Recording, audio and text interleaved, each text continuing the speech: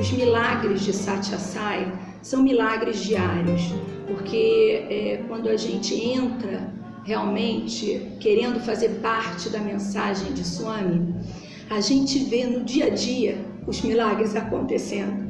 A gente vê os milagres acontecendo dentro da obra social. A gente vê os milagres acontecendo. Eles são tão simples, eles são tão singelos, mas a gente que está ali no dia a dia, a gente vê que é uma força maior. Só nos cabe a gente estar alinhado com a mensagem, porque os milagres são diários, são corriqueiros no nosso dia. Com os pais, com a profissão. Na profissão, acalmou muito mais meu coração diante de audiências, diante no tratar de uma maneira integral as pessoas que me cercam, da gente ter um olhar diferenciado para cada um que chega a nós, ou na obra social, ou nos cursos de educação em valores humanos, na minha família, no meu trabalho. É essa visão, é esse amor, é esse acolhimento com todos esses valores. A gente está reto no nosso propósito, a gente está com amor do que está fazendo, a gente está leve, a gente está inteira. Mas é um aprendizado. A gente ainda não está completo, mas eu acho que nessa prática do dia a dia, a gente vai chegando nessa proposta de iluminar nesta. Não é? É um exercício porque a gente tem que estar sempre se olhando para que a gente sempre esteja se aperfeiçoando nessa entrega e nesse sim dado para Ele. Muitas as experiências, né? Mas eu acho que hoje eu estou relembrando uma situação que eu vivi com Satya Sai, num momento em que eu vivi uma experiência de quase morte, onde o Willington, né, teve no hospital, eu estava em coma, e ele passou vibute nos meus lábios. Eu não sei se foi nesse momento, se foi antes, se foi depois, que eu vi uma árvore muito grande, com várias... Os frutos dela eram umas chamas, e dentro dessas chamas tinham rostos. E eu olhava, parecia um pinheiro, né? Uma árvore que fazia um bico. Quando eu olhei a última chama, estava ali Ramakrishna. Aí eu falei assim, nossa, então Ramakrishna deve ser Deus, né? Porque tá lá no topo. E uma voz falava para mim assim, não, todas essas pessoas são Deus, você só verá Deus através do outro. Eu achei muito interessante. Na época eu tinha uma ligação mais com o budismo quando eu fiz essa cirurgia e não fiz associação com nada. E hoje, para minha alegria, hoje eu no Centro de Vila Isabel, eu faço uma prática, conduzo, né, uma prática que é da meditação na luz, onde eu vejo dentro da chama a imagem de Satya Sai. Achado, né, o meu primeiro livro, Sadhana, que é o Sadhana, estava lendo, e nessa época eu também já me sentia atraído pela cultura indiana. Então eu havia conseguido um professor de sânscrito. Eu tinha curiosidade daquele idioma e até o Priya, que você conhece. E eu estudava com ele mais vezes por semana. Então, numa ocasião, eu havia ido à aula com ele, e a aula dele é uma aula bem tete-a-tete, bem artesanal, assim, ele vai te passando, você vai anotando, vai acontecendo. Então tinha um caderninho onde eu anotava tudo, eu aprendia os símbolos. E também nessa ocasião eu estava também com o meu livro Sadhana, coincidentemente.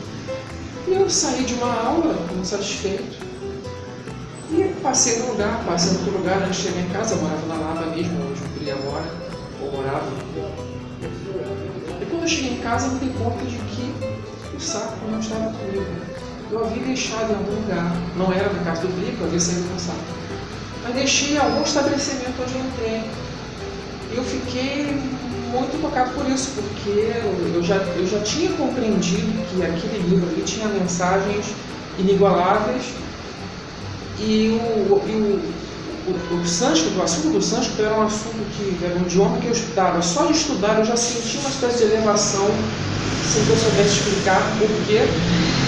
Então eu fui primeiro, voltei em todos os lugares que eu me lembrava que tinha passado, não encontrei. Voltei para casa e considerei a possibilidade de eu ter chegado e jogado em cima de algum lugar e não ter percebido. Então procurei em cima dos lugares óbvios, onde eu chego e coloco uma coisa ou outra. Não estava, comecei a procurar lugares não óbvios.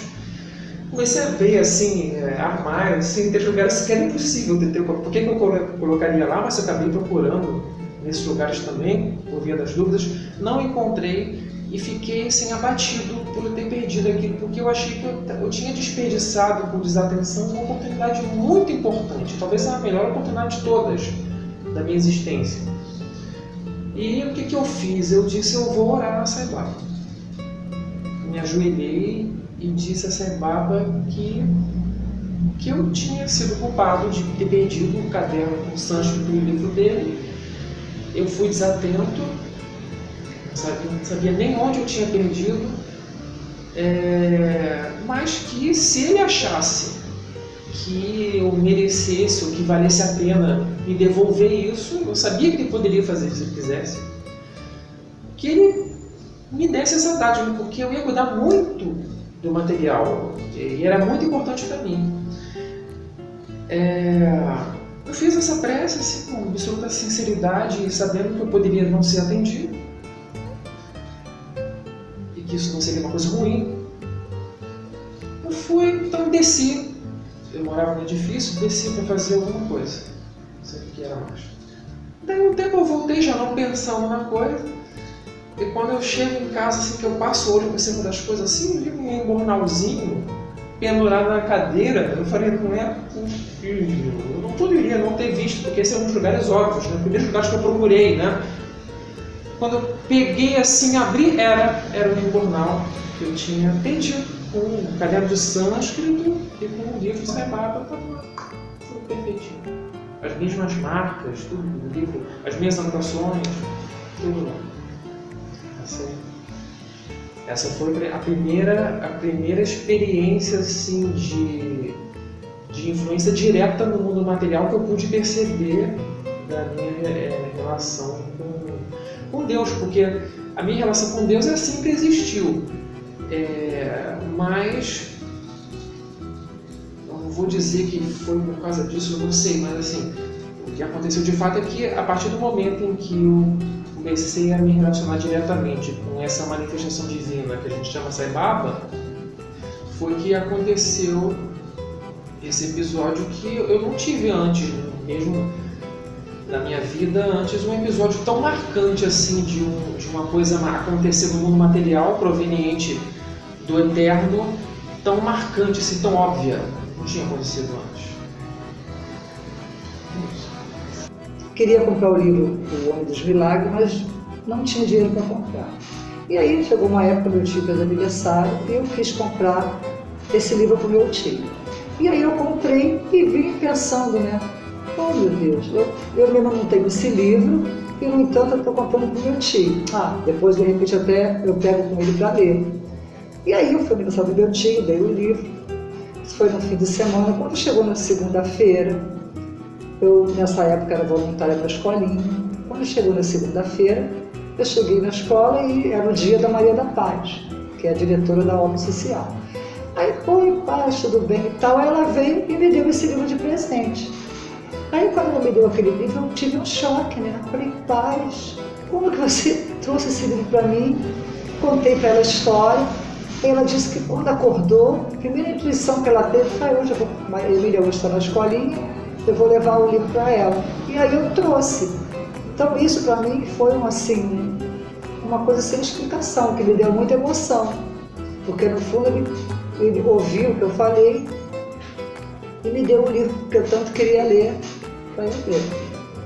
E fora as outras, né? Tantas vezes que a gente quer fazer uma coisa, não sabe se está certo, não sabe se está errado, aí de repente vem aquela intuição, olha, faz ou não faz, e a gente segue, né? Eu sigo isso. Quando acontece isso, eu tenho certeza que a Sai Baba me mostrando o melhor caminho, melhor coisa a seguir, né? E quando eu faço alguma coisa boa, eu agradeço muito a ele. E acho que Sai Baba foi a luz que entrou na minha vida. E não tem palavras para agradecer e para dizer o que ele realmente é e significa na minha vida como um todo. Eu tive entrevista, né, com o Swami, isso é uma coisa que, né, algumas pessoas tiveram, mas até a circunstância eu considero curiosa, porque nesse dia que o Swami chamou meu grupo para entrevista, várias coisas haviam acontecido e eu desejava muito pegar uma primeira fila no Darshan para entregar cartas que eu tinha para entregar. Há vários dias eu não estava conseguindo isso, e nesse dia eu estava muito aborrecida, porque eu não conseguia, eu estava presa a uma situação, né, que de cuidar de uma pessoa, e eu não conseguia chegar cedo ao Darshan, e eu queria entregar as minhas cartas. E nesse dia eu estava um pouco aborrecida, eu me sentei lá atrás e eu pensei comigo: Swami, eu não consigo entregar minhas cartas a você, eu não consigo chegar mais cedo ao Darshan, porque eu tenho que trazer uma pessoa e essa pessoa sempre vem mais tarde. E eu disse, eu estou mesmo muito chateada com isso e vou lhe dizer, eu não acredito que você seja Deus. Se você é Deus, hoje você vai ter que vir até aqui atrás, onde eu estou, e vir buscar minhas cartas. Eu fiz esse desafio, né, que eu até me arrependo, mas enfim, no estágio que eu estava naquele momento. E naquele dia, Swami me chamou através de uma criança que estava sentada lá na frente, chamou o nosso grupo para entrevista. E assim que eu entrei, a gente sentou na sala de entrevista, depois de eu ter chorado muito no trem da Swami, né, antes, né, quando viu o milagre que ele fez naquele momento, que ele se aproximou de mim, ele me pediu as cartas foram suas primeiras palavras. Ou seja, na presença de Swami a gente percebe na nossa vida todos os dias, né? Eu quis contar esse momento porque, não sei, até esses desafios absurdos que a gente faz a Swami mostram que a onipresença e o amor que ele tem a nós, né? Os nossos erros, a nossa, enfim, infantilidade. Todos os dias eu tenho exemplos inúmeros. E a última experiência também foi muito boa, porque em 2010, em janeiro, eu tive meu filho, e em 2011 a gente foi com o João, né, o João Francisco, meu filho, ele não tinha feito nem um ano. Então ele fez o primeiro aniversário de um ano lá na Índia, no ashram, ele aprendeu a andar lá no ashram, e teve um darshan que foi muito legal, o Swami já muito fragilizado, assim, né? Vinha na cadeira de roda e tal. O João no meu colo, 1 ano, né? Tava até com o Renato Sofiati também, com o filhinho dele, o Rafael. Aquele darshan, sabe, demorado, que a gente ficou horas esperando Sai Baba, e a gente achava que Sai Baba não vinha mais, porque nessa época tinha alguns darshans, acho que até pela questão física ele já não estava podendo ir sempre. E eu com o João no colo, o João querendo sair e tal. E na hora, assim, 10 minutos antes de Sai Baba começar o darshan com a cadeira, o João dormiu no meu colo, sabe? Aquela Índia, aquela confusão, milhares de pessoas. Sai Baba veio se aproximando, eu falei, cara, eu não posso deixar o João dormindo e Sai Baba passar. Aí eu acordei ele, tadinho, ele com 1 ano, né? Acordei ele todo descabelado, assim, meio que babando assim no meu colo. Aí Sai Baba veio com a cadeira muito pertinho, eu peguei isso, o João e fiz assim, né? E ele com o cabelo todo ruim, assim, e meio que, tipo, não sabendo o que estava acontecendo. Aí Sai Baba abriu um sorriso, assim, que acho que ele entendeu a situação, sabe? Abriu um sorriso, assim, e fez aquela mãozinha, assim, tipo, abençoando, sabe? Deixa o garoto dormir, deixa ele em paz, que ele tá aqui. Mas aquilo também, assim, pra mim, assim, foi muito significativo, porque para a vida do João, eu acho que fez muita diferença, sabe? Olhar pro avatar, o avatar olhar para ele e fazer um gesto de bênção foi muito, muito, muito forte, assim. Depois a gente voltou à Índia outras vezes, mas o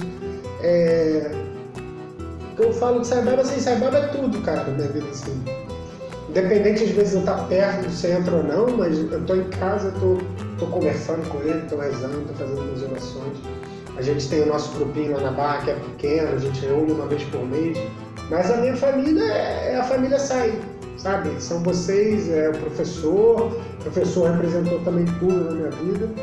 Além de meu avô, foi meu mestre também, como Sai Baba, foi quem me levou para Sai Baba, quem me ensinou a yoga, me ensinou tudo. Então, ter o Sai Baba e ter o professor próximo, para mim, ter o professor próximo era ter Sai Baba próximo. Né? Então, eu sentia muito essa energia.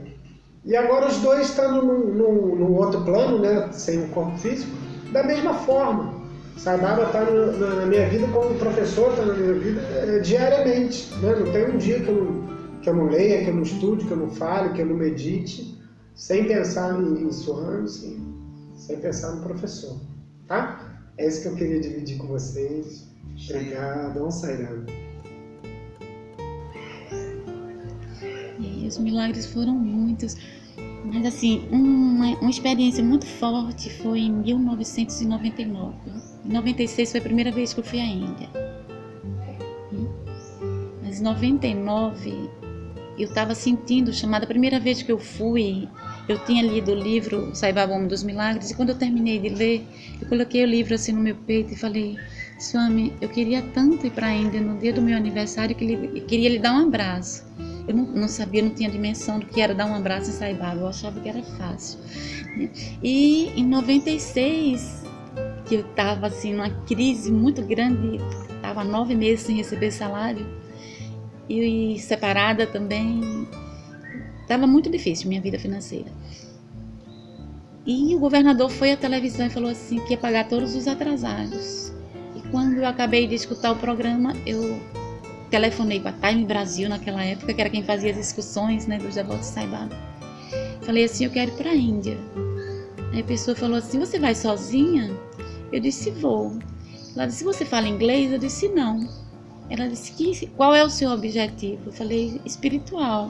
Mas você quer especificamente para onde? Eu falei: para o ashram de Sai Baba. Ela falou: tá explicado, você é devota de Sai Baba, tá certo. Mas eu vou fazer melhor, vou colocar você num grupo que está indo para a Índia, que sai de Salvador. E me colocou junto com o grupo de Salvador.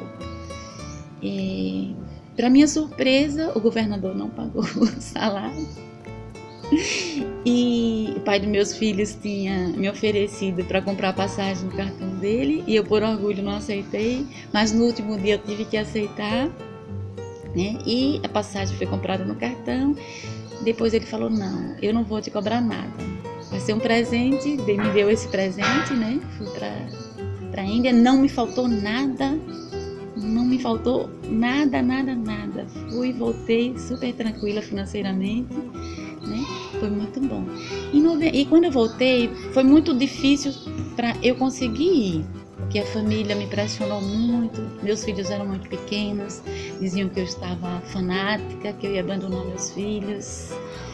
E eu falei para eles: na próxima vez que eu for à Índia, eu vou levar vocês, mas eu não consegui levar. Em 99, eu voltei à Índia. Antes de voltar, eu estava sentindo o chamado, mas eu não estava querendo, porque eu não tinha condições de levar meus 2 filhos, e eu tinha prometido.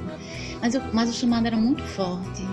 Até que meu filho mais velho me chamou e falou: mãe, não precisa levar a gente, você vai sozinha. Mesmo assim, eu estava questionando para Baba: será que eu tenho que ir mesmo? Será que o chamado... Eu preciso, assim, de uma prova que é um chamado verdadeiro, uma prova verdadeira. E daí eu sonhei com o Swami me chamando. E muita gente dizia: vai. Aí eu subi uma escada lá na Índia mesmo, no ashram de Sai Baba, e quando eu subia, Swami estava sentado com 2 anjos ao lado, e ele me perguntava: o que é que você quer? E eu respondia: a felicidade do mundo.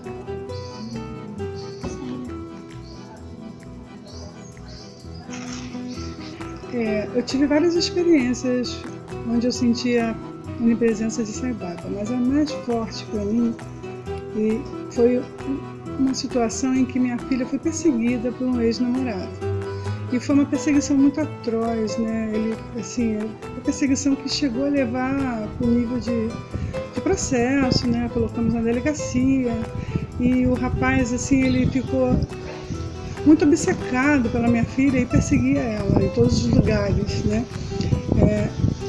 Na faculdade, inclusive chegou aí na minha casa. Ele não tinha limites, ele simplesmente perseguia e nada o continha, nem a polícia, nem meus irmãos que são policiais, né?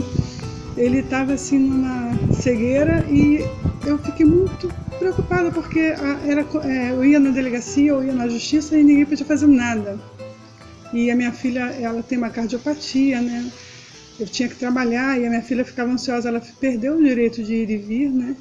E eu falei assim, eu falava na delegacia, mas como assim? Como é que vocês não podem fazer nada? Quer dizer, que vocês só fazem quando acontece algum mal, é isso? Quando morre ou algum tipo de violência? E eles falavam que sim. E eu tinha que trabalhar, né? E a minha filha tinha que viver, né? E eu cheguei diante do altar do centro de Vila Isabel e eu me ajoelhei e falei, Swami, eu não tenho mais o que fazer para proteger a minha filha aqui no mundo, né?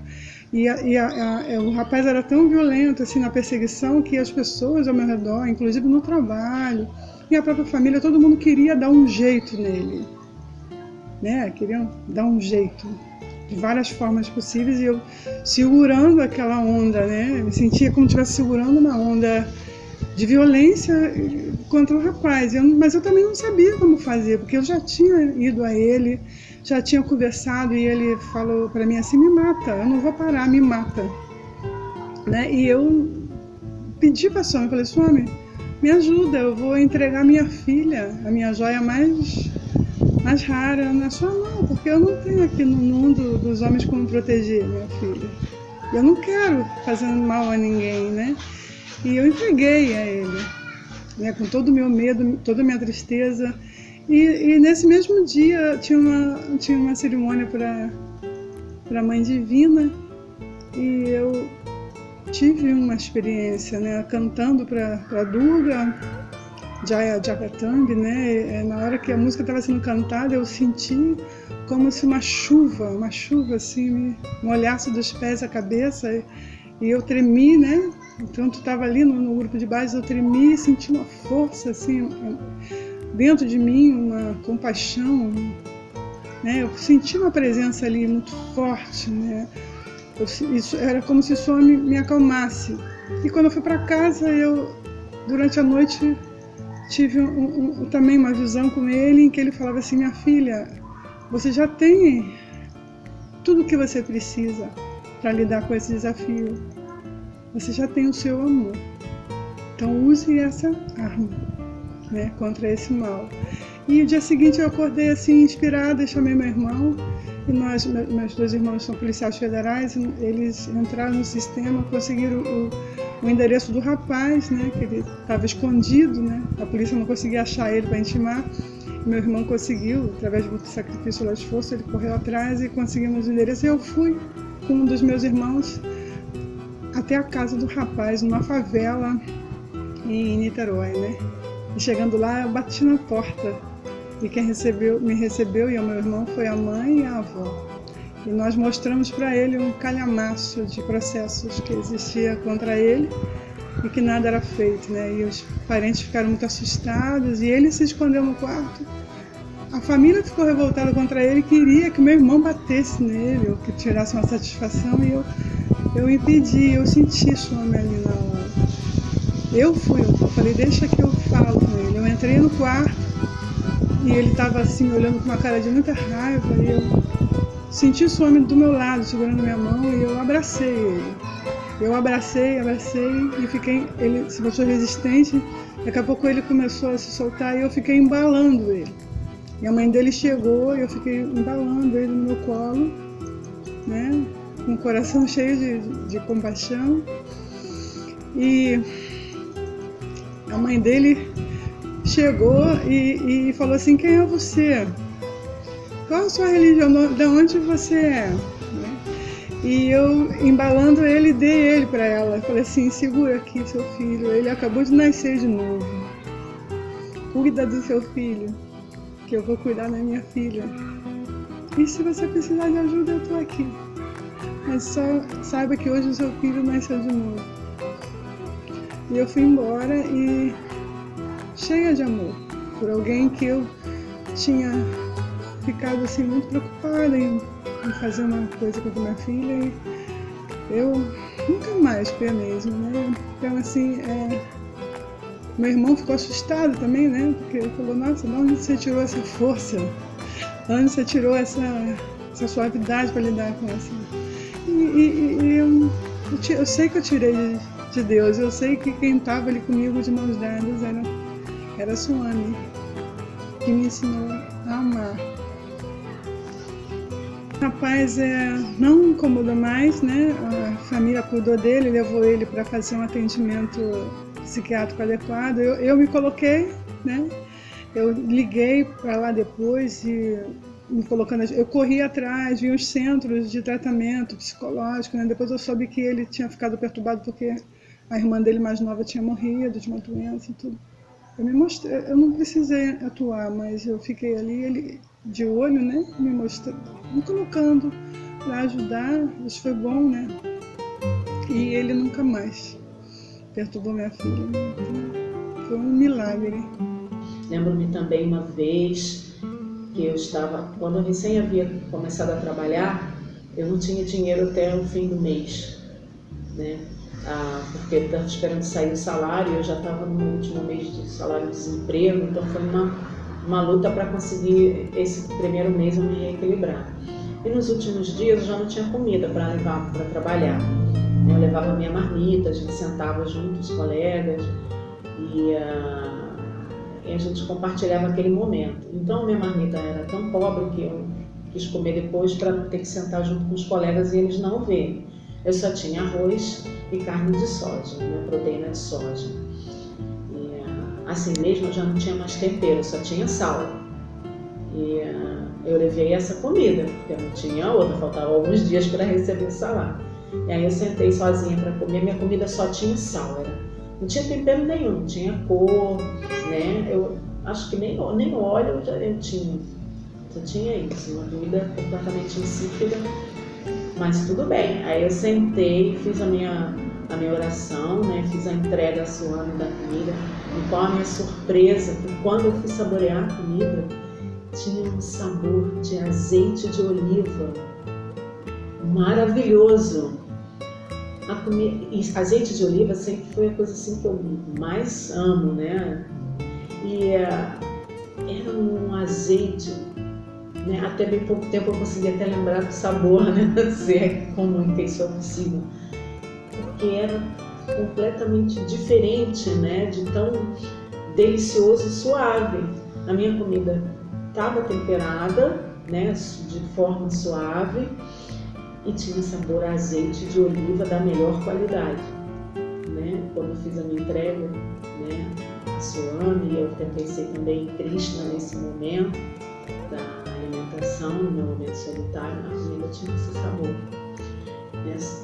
E assim, Suane me ampara em todos os momentos, eu vejo isso.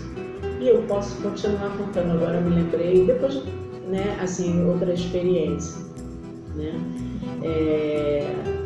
Quando eu também, pouco tempo depois que eu tinha voltado para o Brasil, estava desempregada e tive um problema dentário, dor de dente.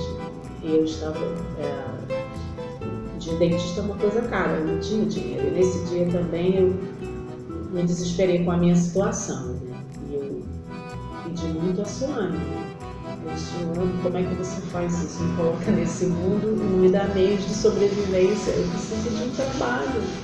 Por favor, tem que ter um dentista, uma coisa muito cara. E no dia seguinte eu recebi um telefonema de um currículo que eu já tinha entregado para o Senac, né, há um tempinho. Eu recebi no dia seguinte a chamada.